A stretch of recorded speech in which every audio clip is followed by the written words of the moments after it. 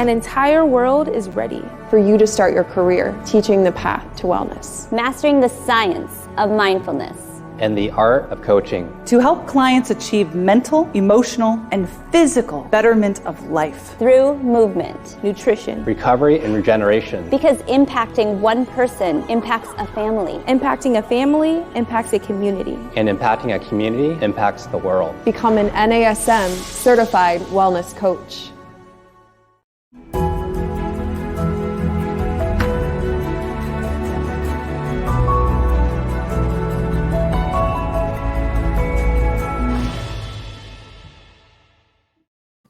Hey everyone, welcome to our Strong Mind, Strong Body podcast.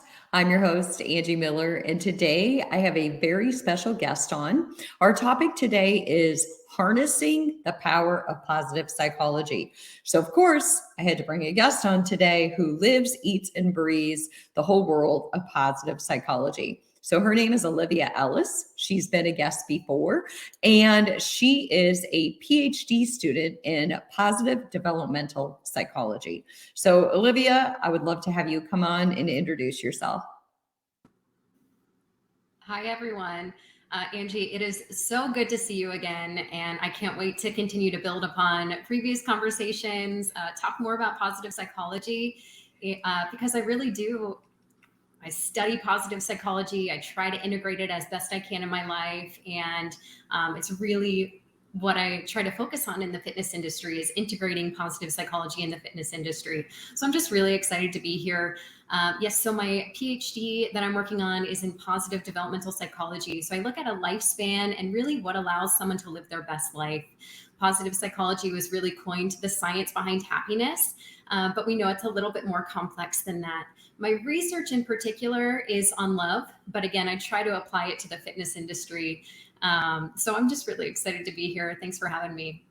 Oh, good. Well, and don't worry, because I'm going to ask you about love. So I am going to have to ask you about love later and what love has to do with fitness. So, but it's interesting that you said that about positive psychology and it's termed like the happy psychology. And I feel like when positive psychology first came out, it was almost like pop psychology, but really positive psychology, there's so many benefits. It's about kind of the flip side of the coin. So in mental health, a lot of times we talk about pathology and treating mental illness, but positive psychology is the opposite of focusing on pathology and what's wrong. And instead, to me, positive psychology focuses on what's right or what's working and looks at how to promote overall well-being. Is that kind of how you would describe it? Absolutely. Yeah. The whole field of psychology, as you mentioned, for the longest time was kind of doing research on when things weren't working well. And so Martin Seligman actually challenged the field of psychology and said, yes, we want to keep studying this, but in addition to that, let's look at when things are working well, how can we replicate those experiences? How can we apply those experiences elsewhere? And this is really where the field kind of started. Now, in a perfect world, it would just all be under the umbrella of psychology, where positive psychology is just kind of is integrated in psychology in general, but it really was just a call to try to understand when things were working well and how we can replicate that. Yeah. And really that's exactly right. Because it's like psychology still can focus on pathology and mental illness and how to help people feel better, but we can integrate those principles of positive psychology and say, okay, but when things are working, how do we build a framework for helping people to feel better? And that's one of the first things that I want to talk about today, because I promised in the description that when we were going to talk about harnessing the power of positive psychology, we were going to talk about PERMA. And I'm sure everybody out there is like, PERMA, I really want to know what PERMA is. And so, Olivia, let's talk about PERMA. And first, just tell me, how did it get started? And then define it. And then we'll break through all the different components of PERMA. I love it. So PERMA, I mentioned a psychologist named Martin Seligman, who was one of the founding fathers of positive psychology. And Martin Seligman created this model called PERMA, which is building blocks to well-being. So if you work on these individual elements, and PERMA is an acronym, if we work on these individual elements, it can help to increase our level of well-being or increase our level of flourishing. And so PERMA, the acronym, stands for positive emotions, engagement, positive relationships, meaning, and accomplishment. And each of these elements in PERMA can be studied and researched on their own. However, when we work on one, so for example, if I work on my positive emotions, it can also help to elevate the other ones as well. Because when I'm feeling better in general or experiencing more positive emotions, I might notice that my interactions with other people, such as in other relationships, might improve as well. So there are also elements that we tend to pursue just on their own. So they're just kind of intrinsically motivating. We're drawn to them and drawn to increasing the levels of them. So that's kind of what PERMA breaks down to as an acronym. Okay, awesome. So by the way, I just want to reintroduce you, Olivia. So I'm talking to Olivia Ellis, and she is a PhD student in positive developmental psychology. A lot of Olivia's research is on love, and we are talking about harnessing the power of positive psychology. And one of the best ways to do this is to talk about PERMA. Because Olivia, I feel like in our society, it's promoted that, there's even a song by Pharrell about just be happy. And we are always looking for ways, and you kind of touched on this, we all want to feel happy. But what is happy? It's like this elusive concept that all of us set out. Like, I just want to feel happy. And sometimes even I'll talk with clients and I'm like, well, what is your goal? Well, I just want to feel happy. And so my first question is always, well, what is happy to you? And so when I was reading an article before this podcast, I was reading an article by Martin Seligman and talking about PERMA and how really, if I understand it right, the idea was that it's hard to define happiness, but what we can define is how to live a good life. And PERMA is concepts associated with, if we integrate these PERMA concepts, maybe we can live a good life. Do I have that right? Absolutely. Yeah. And I completely agree. I think the industry started with how do we become happy?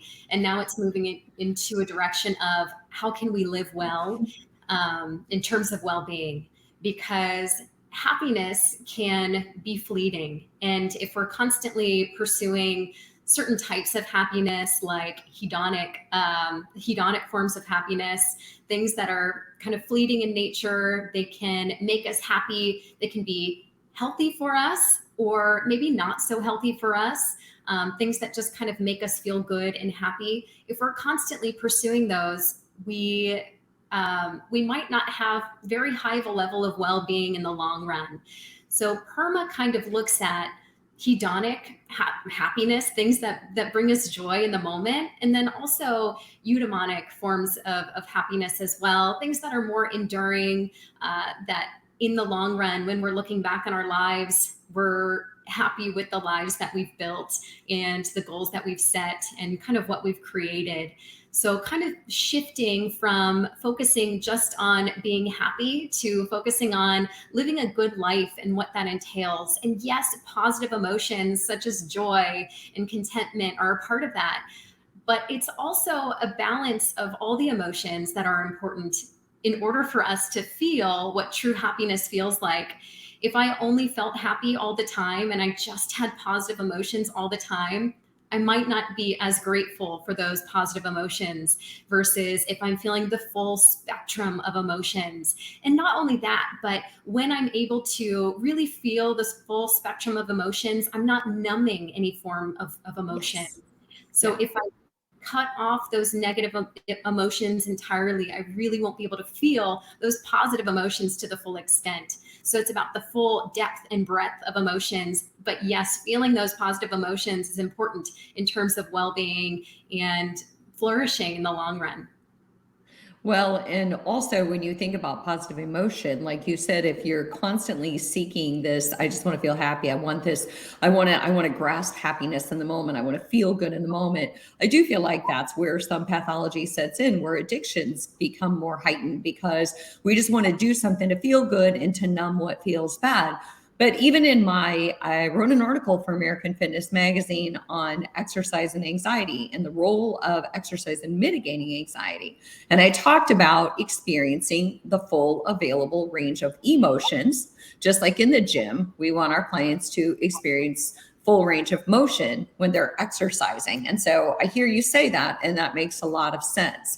And I want to ask you a little bit more, Olivia, about positive emotion. So what are some ways to build positive emotion? Because like a simple way that I can think of is spending time with people that I care about. That builds positive emotion. And that's something that I'm going to want in the long run. That's something when I look back on my life, I'm not going to care about how many hours of work I worked a week. I'm going to care about how much time I spent with my family. So what else do you think builds positive emotion for people that's more long lasting? I love that. I agree that healthy relationships can definitely improve our levels of positive emotion.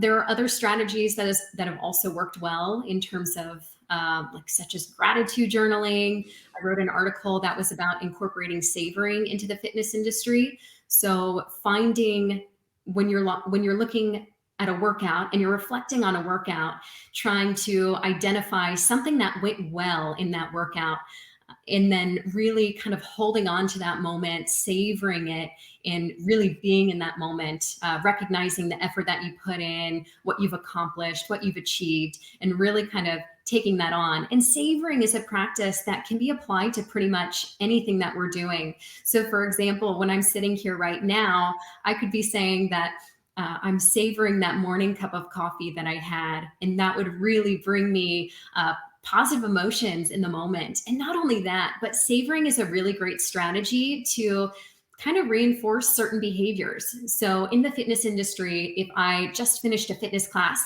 and I'm savoring some moment of that fitness class, it again reinforces that behavior. It makes me more likely that I'll want to return to that behavior because I'm associating this positive emotion with it and really recognizing what I achieved.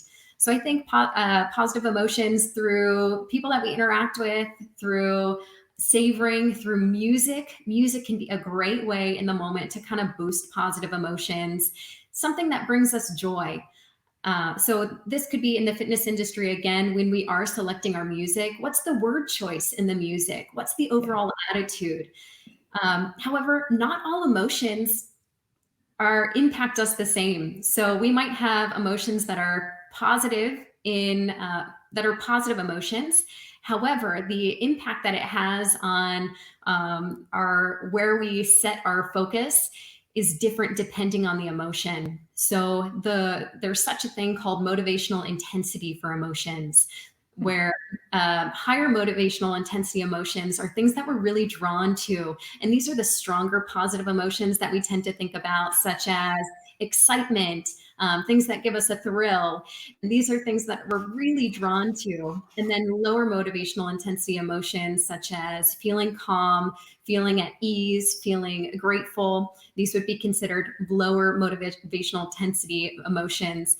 And they can impact our focus when we're working out. So if I really want to be focused and driven during a workout or in life, I might want to choose focusing on a higher motivational intensity emotion. However, if I want to be more clear-headed when I'm working out, I might want to choose focusing on a calmer emotion, or a lower motivational intensity emotion, such as calmness, because it'll allow me to kind of think more widely, kind of see the whole forest, not an individual tree when I'm looking out on things. So incorporating more positive emotions can be so healthy. And then in terms of when we're working out, they can impact how we're working out in a few different ways, which I find to be really interesting, how not all positive emotions are exactly the same. So, I got stuck on the word savoring. I can't get that out of my mouth. It's actually made me somewhat hungry. And also, my husband and I played this little game over coming up with, quote, new words that we like to hang on to. And, who gets to develop the new word for the day. And then it becomes this word we latch onto. But I do love the word savoring, especially as it applies to the fitness industry, because we think of savoring in terms of food. But of course, that makes sense. I'm going to savor what went well during the workout. So I'm going to walk away. I always used to tell clients, come up with 3 positive adjectives to hang on to about that workout that you just did. So I feel empowered, I feel strong, I feel happy. So it's like savoring those 3 adjectives that define what went well in that workout. And to me, positive emotion is just that. It's hanging on to what went well. It's hanging on to what's working instead of focusing on what didn't go well or what didn't work, because we know that we all have a full range of emotions, but it's the positive emotion that we want to build. So I love how you applied that, Angie. And what a great way to incorporate that into a fitness class or a personal training session. Just encouraging people to reflect back on their experience and recall the good from it. So I completely agree. All right. Well, let's go on to engagement, because PERMA is positive emotion. And the second part of PERMA is engagement. And, when I think about engagement, I think you're probably going to talk about flow, because engagement is, from what I understand, very interrelated to flow. And flow is that experience of I'm completely at one with the universe, at one with the activity that I'm doing. Flow is what every time I run, I'm like, please let me experience flow, but it never happens. So tell us about engagement or flow, whichever way you want to go with that. I love that, Angie. Yes, flow is that amazing feel-good experience where you're fully absorbed in the task at hand. It's as if everything else kind of fades away around you. And it first started being researched in the area of creativity. So looking specifically at artists and how they were able to, I think the stereotype is like the painter that is working on that work of art and wakes up in the morning and starts working on the masterpiece, and then they forget that it's all of a sudden evening and they forgot to leave their house or something. They just lost track of time because they were so absorbed. And so you're talking about running. Think about how beneficial that could be to have in the fitness industry, really, where people can be fully focused on their physical activity. It's almost this rewarding experience, this intrinsically motivating experience, something that people just lose track of time doing. And one of the common complaints that I've gotten in the fitness industry from clients or people who come into group fitness classes in the past, one of the reasons that they haven't stuck with it prior to, working together is they might say, I always felt like I was looking at the clock, or something along those lines. It just felt boring to me. And so we had this previous podcast where we really explored in depth the concept of flow. And this is really what engagement is. It's that bridge of understanding a person's level of skill set, meeting them where they're at, and a certain level of challenge. So looking at challenge to be right at that skill set or slightly exceeding that skill set. So because if someone feels like they're being way too challenged for their current level of skill set, that could lead to feelings of burnout, feelings of anxiety. On the other hand, if they feel they are not being challenged enough, it could lead to boredom, such as I keep wanting to watch the clock. Right. So flow is definitely engagement. Yeah, well, and I'm glad that you brought that up, because I was going to say that. So Olivia and I did a prior podcast specifically devoted to flow. And Olivia, you've done a lot of research on this, and I know you wrote an article about flow. So definitely in terms of engagement and being able to really engage our clients in the fitness industry, check out that podcast on flow, because there is that special nuance that Olivia is talking about where we have to challenge our clients enough to where they don't want to watch the clock, but not so much to where they get frustrated. So workouts aren't one size fits all. In order to help our clients achieve flow, we really have to tap into their intrinsic motivation and find that state of in their exercise experience where they're challenged sufficiently and they're loving the experience that they don't even want to watch the clock. So Olivia, before we move on, I want to reintroduce you. I'm talking to Olivia Ellis, and we're talking about harnessing the power of positive psychology. And really what I wanted to do was talk about how we all seem to be in this pursuit of happiness, but how can we apply concepts of PERMA, which is what Olivia's talking about, to build a good life instead of trying to be happy all the time? What if we just focus on living a good life? So Olivia, let's go on to, in the PERMA equation, if you will, let's talk about those positive relationships, because we touched on them. But when I think about positive relationships, I think, how amazing would it be if we could all hang around with people who make us feel loved and valued and supported? Because as human beings, isn't that what attaches us to other human beings? Is, Olivia, if you listen to me and it feels like you're hanging on my every word with bated breath and vice versa, I really feel connected to you and I want to spend more time with you. So how do you think you can guide people to build positive relationships? Because in the end, some people are just in bad relationships or they have a bad boss, but there's still other areas of our lives that I fully believe we can still find good, healthy relationships. What are your thoughts on that? Angie, I feel like this is we could do a whole series on this where we talk about building healthy relationships. In terms of the fitness industry, I think some of the research I would want to pull from is a concept called capitalization, which essentially means if someone shares something good or something exciting, what is your response to it? So, for example, if a client comes up to you and says, I just hit this huge milestone that I've been working on for so long, and then a personal trainer responds with that same level of excitement, that's a beautiful moment, right? Where the person sharing their successes feels that they were heard and that you're excited for them. And so not only does it help to build the positive emotions for each person, but also helps to strengthen the relationship in general. So capitalization, meeting someone where they're at when they share something good, that you're able to meet them at the same level of excitement that they're at. And then I think the other thing that I want to mention for positive, healthy relationships is taking a step back and recognizing healthy relationships don't only have to be in terms of romantic interests or close friends or family members. How everyday interactions that we have, even with strangers, can be considered loving experiences. So a lot of the research on love right now is actually looking at momentary experiences of love.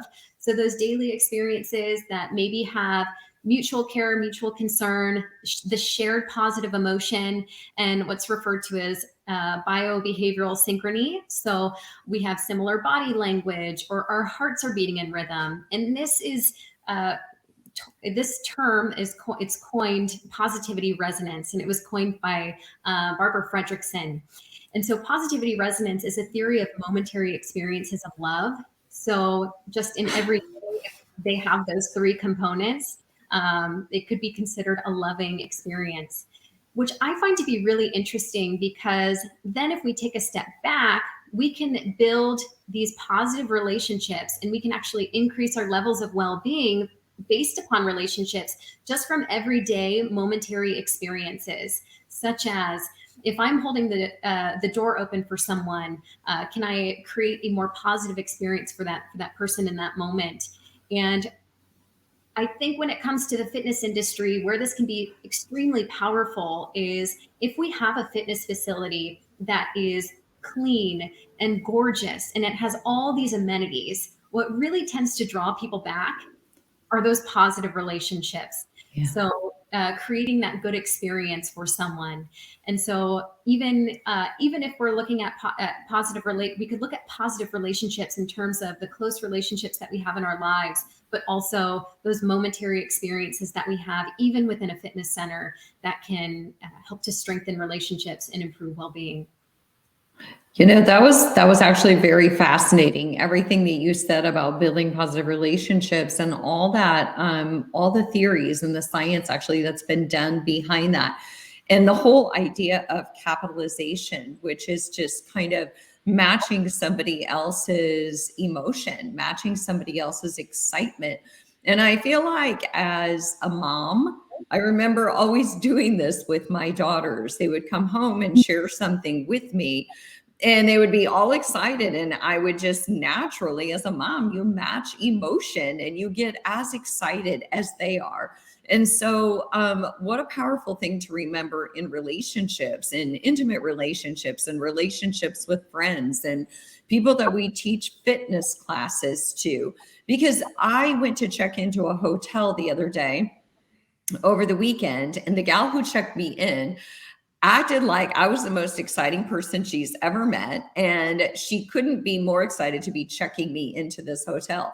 And my whole experience about being in this hotel automatically was just like, wow, I love this place. And I'm so happy to be here, because we really set the tone for people when we greet them, when we say goodbye to them, when we, like you said, we hold the door for them. So even if you're not in the best relationship at home, or you're working with a client who's not in a great relationship at home, that's even more of an opportunity for you to create a powerful difference for them, for you to meet them where they're at, be excited about their stories, or match their level of whatever it is that they're bringing to you, being able to feel empathy when they need empathy. So great thoughts about positive relationships, Olivia. Thank you for that. Yeah.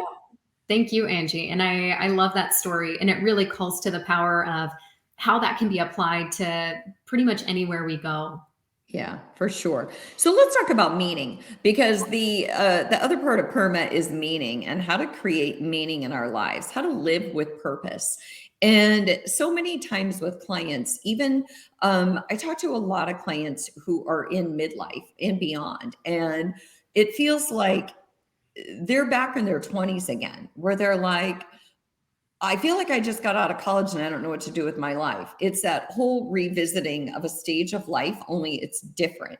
So now I'm in midlife and beyond, and I might be getting close to retirement. And not me personally, I'm never going to retire, by the way. Side note. But what am I going to do with my life now?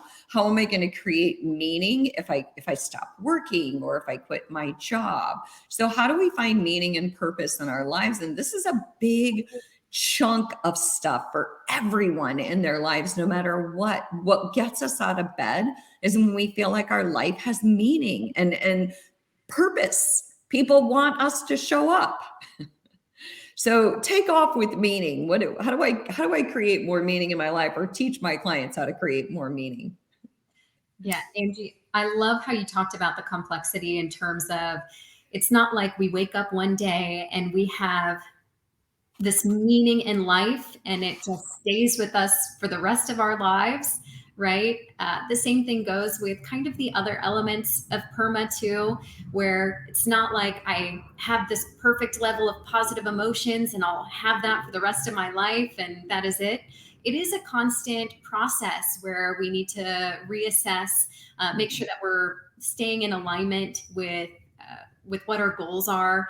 In terms of meaning, we could also have things that are outside of ourselves that impact whether we're able to pursue what is meaningful in our lives. I think about COVID-19 as being a big part of that, and how for the fitness industry, we might have found a lot of meaning at work, and there might have been a lot of challenges to being able to pursue what we found to be meaningful at work. And or in terms of, if we find real meaning in being a parent, and every day we wake up and we're able to really explore that, but then children move out of the house, our meaning, our feelings of our sense of meaning, we might need to change or adapt there too. There's a lot of interesting research too on people who are actively choosing to have second careers after retirement to continue to pursue other senses of meaning. So I guess my response there would be to understand that it is a normal process where one day we could feel like we have strong levels of meaning in our lives, and how another day we might need to reassess and try different things, pursue different things that we might find to be meaningful. And again, it could be family related. It could be a social cause that we find great meaning in, or it could be career related. And so really being able to explore and figure out at different times in our lives what we find to be meaningful to us. Right. And it's so true that just because we have deep meaning in our lives doesn't mean that tomorrow it might not all change. And I definitely think that the pandemic shifted people's sense of meaning and direction, and even their sense of purpose. And so it is this constant reevaluation of, and it has to do with our priorities and our value system. I mean, we find the most meaning and the greatest sense of purpose when we're doing things that align with our values. And so that makes complete sense. And for, people in midlife, a lot of times they start working down the clock, meaning I'll talk to clients who are like, well, I'm 5 years from retirement. I'm not going to quit now, but my job doesn't give me the same sense of purpose and meaning that it once did. And so that's where, like you mentioned, Olivia, then it might need to be something outside of your job. Maybe it's a side hustle, or maybe it's a creative endeavor that gives you this deeper sense of meaning and purpose. It doesn't have to come from our jobs. So. Yeah, I agree. And it's, so I think that COVID-19 has really challenged a lot of us in many ways, and to continue to find meaning in other areas, or pivot how we are pursuing our same sense of meaning. Yeah, for sure. Exactly. It's a pivot, and we're taking a lot of pivots, especially during the pandemic. So we're doing a lot of pivots along the way. So the last part of PERMA I know is that accomplishment, or that sense of achievement. And I know I feel like there are a lot of people in the fitness industry who are wired to be really good at having a lot of things going on, really good at having side hustles. And I do feel like as a whole, the fitness industry, we tend to be achievement oriented. But when I think about being achievement oriented, I think about not just starting something, but being able to finish it. Because some people get so excited about the beginning of a project, and that's where like the magic lies for them, but then they don't quite get to completion. So when I think about accomplishment, I think true accomplishment is you start something, you finish it, and you see it through to the end. But what do you think about accomplishment and how to develop accomplishment in terms of living a good life? I agree. And I think that one way that we can actually accomplish what we are looking to achieve is by setting those smaller short-term goals, so that it's a little bit more manageable than those larger, big, audacious goals, which we might have, but we might want to set those smaller short-term goals to help us get to those larger goals, so that we can really see things through. And then at the end of, after we achieve those small short-term goals, we can look back, we can recognize what we achieved, what we accomplished, feel good about it. And then it's kind of this positive upward spiral where then we're inspired to set more short-term goals that help get us to those big, larger goals that we might have.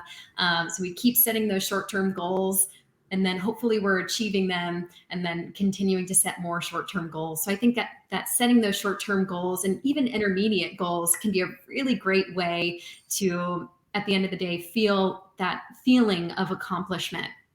Yeah. And I agree, because I think with the whole accomplishment endeavor is that we are a quick moving society. We like things kind of quick, kind of fast. And so I think having shorter term goals, it definitely inspires me. I mean, if I have a really big project that I'm working on, it can feel so overwhelming. And for me personally, I have to realize that if I break it up into smaller pieces, then it's these short-term goals, and I get to say, okay, I completed a chapter today, and then tomorrow I'll complete another chapter. So I think that's pretty powerful.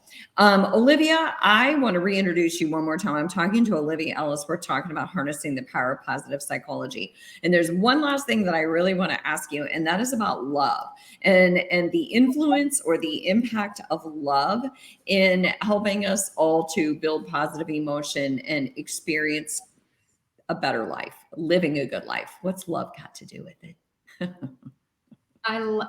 No pun intended, but I love the question. Okay, maybe pun intended. Yeah, so when we're talking about those momentary experiences of love, that positivity resonance that can be experienced anywhere between any two people at any point, it actually can contribute to our levels of well-being.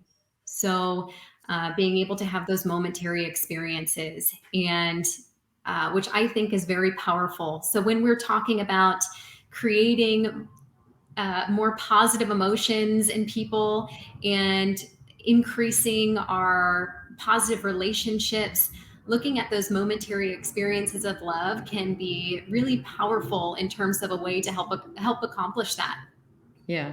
And we can extend feelings of quote love to our clients. We don't have to love our clients in an intimate way, but like you said, just that sense of being understood and valued and held in a space where they know that we are 100% there for them. And I feel like that's what love's got to do with it.